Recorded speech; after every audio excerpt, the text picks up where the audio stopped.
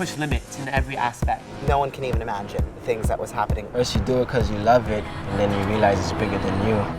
Okay, you can do this. Forgive me. Opening number, Girl Gone Wild, had to be giant. She likes to make a statement right out the gate.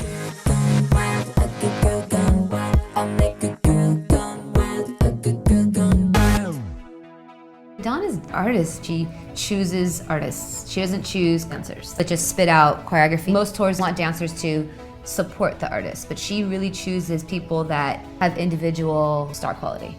It started all in that workshop. She saw this in you, she saw this in him, and kind of pulled our powers together. Most of the dancers are completely different in so many different styles that having dancers and being able to develop the numbers on the dancers, you can take their strengths from them and like make and build on it.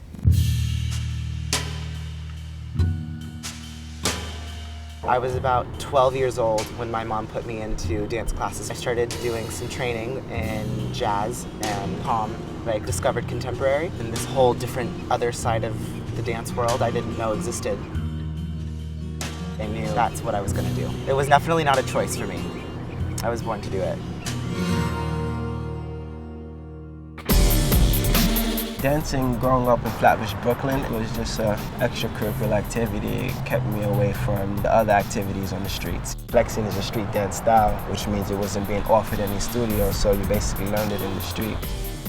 After high school, when it's time to make choices, you realize your options. I guess dancing chose me.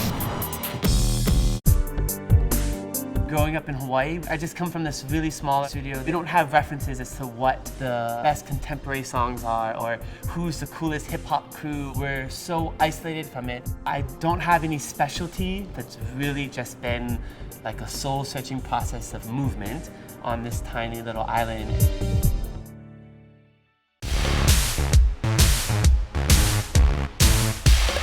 For me, dance was not a career. Got up, you went to work, and you made your money, you got your check, and you went home. And then everything else was recreational. While I was working, a friend of mine said, you need to come dance at Broadway Dance Center. From there, it was a wrap. I was like, okay, I don't think I want to go back to my job anymore. Didn't know how hard that was going to be. I had people tell me I was too tall, too skinny, but I just knew I have to perform because being on stage, there was no other place where I was happier. The workshop was a great opportunity for her to try out some ideas she had. She had Darrell go and play with the song Girl Gone Wild. I went into the other room and I had Chaz and Pono next to me and I was like, okay, here we go. We just banged it out until like 2 or 3 in the morning. What she tries to bring out of people is if you're going to choreograph something, it has to have meaning. What is the story you're trying to tell behind your work? I thought I was gonna actually fail at choreographing, so it made me really dig deeper in myself to really come up with a total package and a total vision. And the next thing you know, she came in and they were like, okay, we need this to the Girls Gone Wild stuff. And they called us up and... It's so hypnotic, the way you pull on me, it's like the force of gravity right up. They gave me the call and they said, they want you to choreograph. And I kept my composure on the phone. I was like, oh my goodness, that would be amazing. Hung up the phone, started screaming, running around my apartment, called my mom. Girl Gone Wild was a number that woke you up. It was a number that got you thinking right off the bat. It's not subtle at all, and she loves that.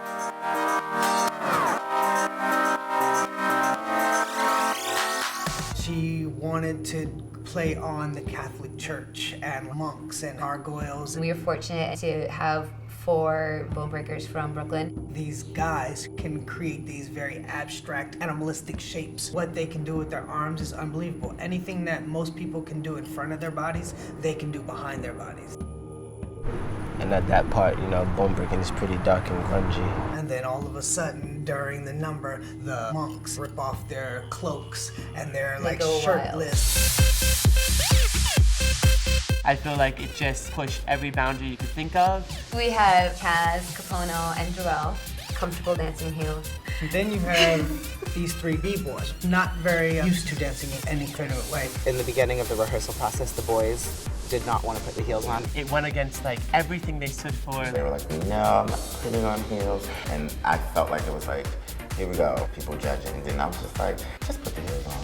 They got really, really heated and really intense over 4 inches. And the boss finally walked in and said, "You're either putting the heels on or you're not staying, so what are you gonna do?" So they all put on their heels and they all started to dance. You don't have to be bound by the status quo. You can be different. Those gentlemen, to me, have now become my favorite male dancers. B-boys in heels and still looking masculine. That's the dopest thing I think I've ever seen in my life. There was a big message behind Girl Gone Wild, I think, for her. She spoke for freedom, for people to get to do whatever they want to do. So it definitely set the mood for the show. One thing that she's always said for as long as I've ever known her is that she's been put into a position where she's been given a voice, and it would be giving up if she didn't Stand up for use it people. and stand up for people. Most countries we went to, there was things said. The place where I felt like the severity of it though was in Russia. It was in St. Petersburg and Moscow, because the US Embassy actually issued a statement saying if you're working on the MDNA show or if you're going to it, you should fear for your safety. Like, are you kidding me? Like it sounded so bizarre to us coming from the States. There was some concern for sure. I mean, we're in St. Petersburg where it's illegal for men to have heels on.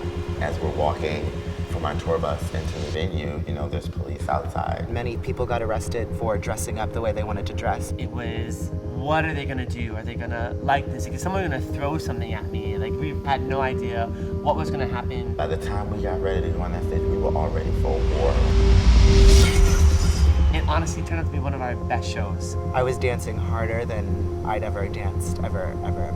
When you have a leader like that, it's contagious. You can't help but stand strong with her. I am here to say that the people here and all around the world have the same rights.